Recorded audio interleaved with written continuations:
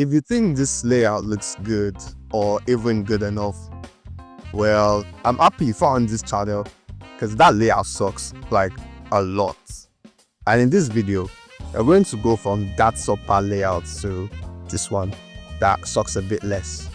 And my goal for this video is to get you to a point where you can break down any layouts, not just this one, and figure out what needs to be fixed. We'll first break down the layout, so if you don't already see it, you begin to see why the layout is just wrong. Then we'll slowly remake the layouts into the functional and aesthetically pleasing one, explaining the why behind every design decision as we go, so you don't miss anything. Now, and if that sounds interesting to you, let's do it. And to help you practice what we're going to be talking about today, I'm going to provide you with a layout that has similar issues to the one we'll be fixing today.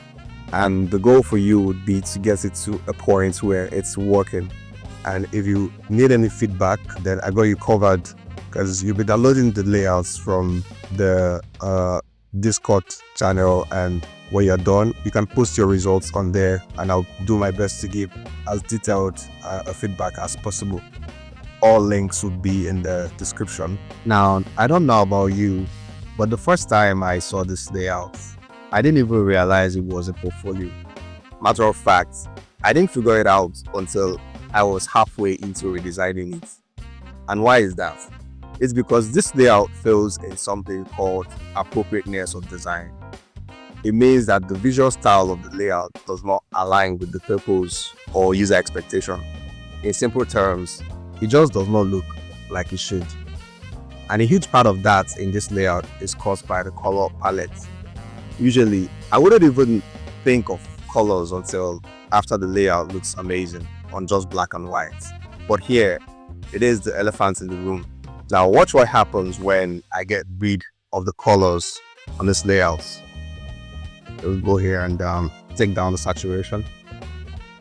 Now, it still sucks, but at least now it doesn't look like a landing page for a weight loss pill. When working on layouts, every design decision we make should align with the purpose of the layout. And it doesn't look like much thought went into the design decisions here. Secondly, this layout lacks clarity. There's a lot going on here, and that makes it difficult for most people to figure out what's important and what they should notice.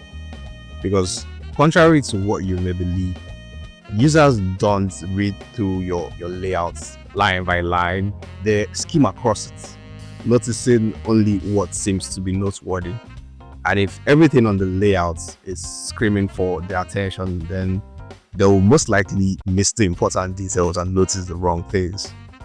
And in this layout, we have a lot of things screaming for attention. First, we have this ribbon effect spanning the entire width of the screen, which makes it impossible to miss. And then on the right here, we have the image and things floating around it. And given that it takes up half of the screen, it also is very difficult to miss. And then we have the hello there text asking for its own pound of attention. Now, it may seem small visually, but it's able to draw the user's eyes because of the shapes around it, which creates more emphasis on it. And that emphasis is wasted because the text on its own is not that important in the layout. And then we have Olivia Smith, the name. Now, people coming to check out a person's portfolio most likely already know the name of the person. And if they don't care just yet. The purpose for being there is to ensure that you know what the hell you're talking about and you can deliver on the promise, whatever promise it is you've made. And then we have the call to action buttons. Emphasis on the word buttons. Usually the goal is to help the user think less by deciding what action you want them to take and helping them take it easily by making it the only option available. But here on this layout, we have not one or two, but 3 call to action buttons, all asking for attention. Pardon my French, but I hope you now see why layouts like this are just shite. Nah, it's alright. You're welcome. Now let's learn how to fix them.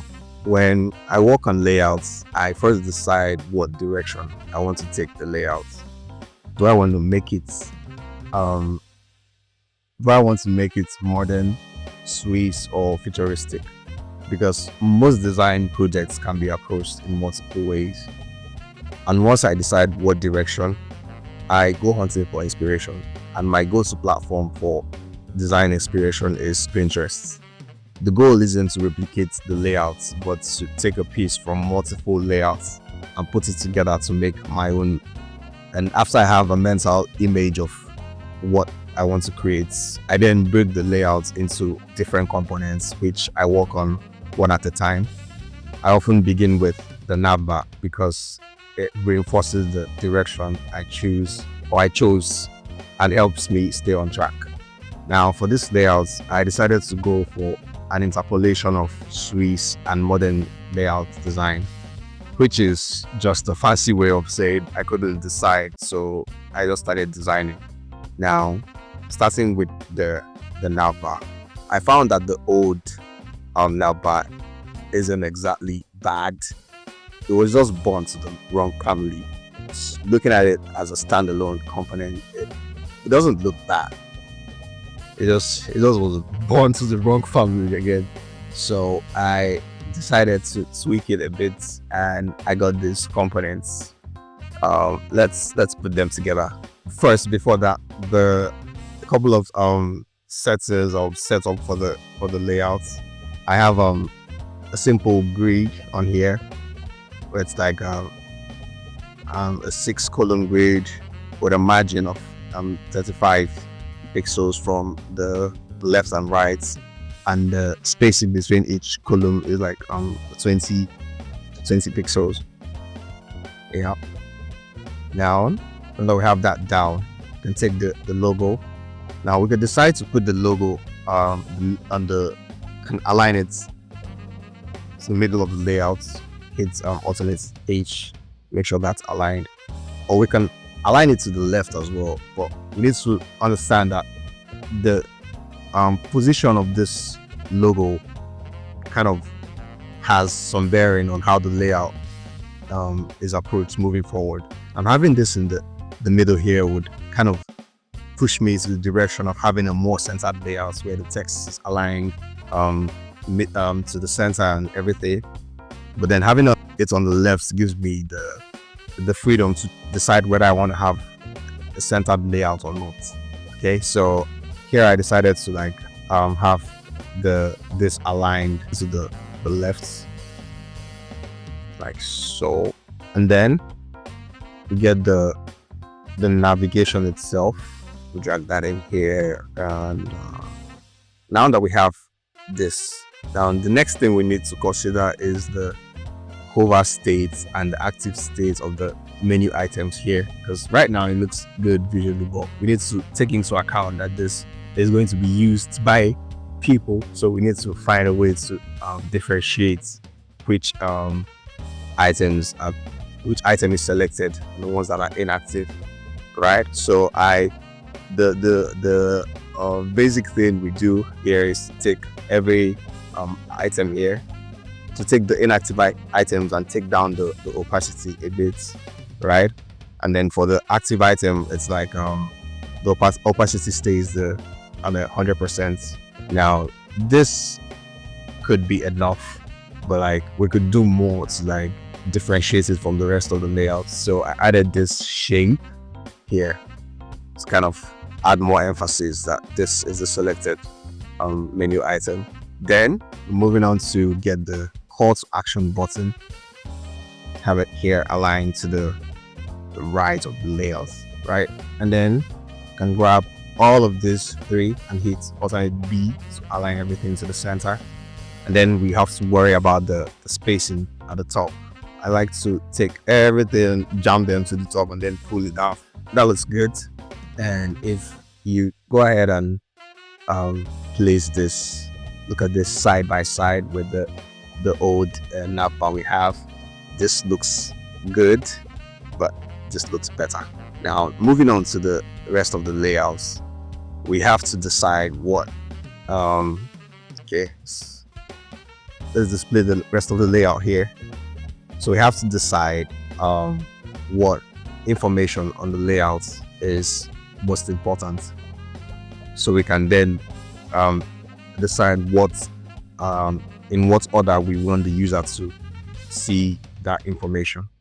Now on this layout, the most important information here is the job title, and then we have the years of experience. The name is secondary. So to translate that to design, we have to make it so that the job title and the years of experience and a proof of experience and all of that comes first, and then the name, maybe other thing, is secondary to that. And to translate that to design, we can start bringing in the rest of the layouts. I already created this so we don't spend so much time, and I can just take hit copy, just cut it out, and then here paste, then align this. So we have this, and here you begin to see the design decisions we make come to life, where we have the most important information here being the job title, the product designer based in the USA, and then we have the 18 plus years of experience in the field of blah blah blah. And now we have the name and the greeting. While the name comes first before the rest of them, it still holds less visual weight and less emphasis than the other two. And simplifying this layout in this way helps the user focus on the important information. And you look at this, you already like, you're not being overwhelmed by the layouts. You look at the layout and it's simple, it looks good, and yet you're not overwhelmed. You know exactly what you should know. You have the information that you should have, and making a decision is pretty easy because you only have this one call to action button where you want to reach out to the designer and have a conversation or whatnot.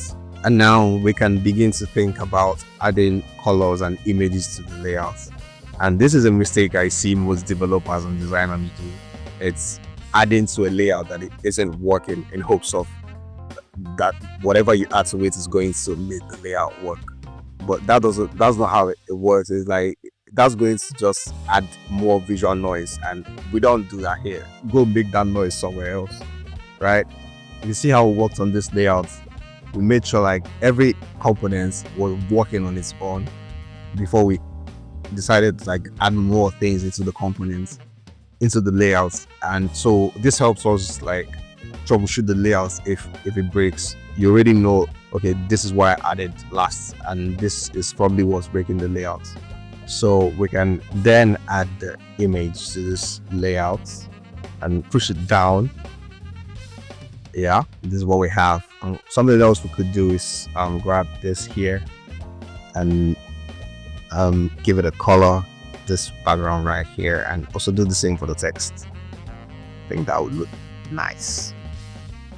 Then do the same over here. I'm hitting I for the eyedropper tool, and then that was what I wanted. Okay, could get this, and then hit and that works. And this is what we have. And from here we can create multiple variations of this same layouts. We can have let's paste this over here, and we can have some like this. Yeah, this could work as well. And then we can have this one with the color introduced. Now I'm not a very huge fan of this. Maybe I am biased because I don't exactly like shouty colors in my layouts, but you guys tell me what you think of this third layouts with the colors and everything. Did we make this layout better or worse? Let me know in the comments. And if layout breakdowns like this is something you'd like to see more of, then let me know as well, and I'll be sure to make more of them moving forward. Also, maybe like and just maybe consider subscribing as well. See you in the next one.